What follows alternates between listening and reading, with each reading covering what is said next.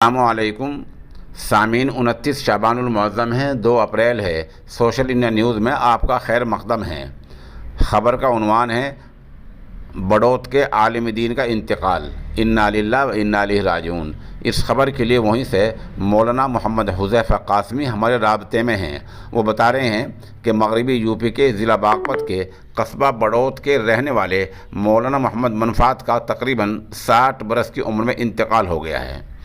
مولانا منفعت صاحب نے لگ بھگ 25 سال تک مدرسہ عربیہ نوریہ پھوس والی مسجد میں تعلیمی خدمات انجام دی ہیں۔ اس حادثے فاجعہ پر پھوس والی مسجد کے امام و خطیب اور مدرسہ عربیہ نوریہ کے محتمم مولانا عارف الحق صاحب نے گہر رنج و الم کا اظہار کیا ہے۔ بتلا دیں کہ مولانا منفعت صاحب مفتاح علوم جلال آباد سے فارغ تھے اور آپ نہایت ملنسار تھے اور متواضع تھے۔ مولانا حذیفہ بتا رہے ہیں کہ مرحوم کی نماز جنازہ پھوس والی مسجد میں ہی تقریباً 10:30 بجے ہوگی اور ان کا انتقال دوران علاج احمد اسپتال مظفر نگر میں ہوا ہے۔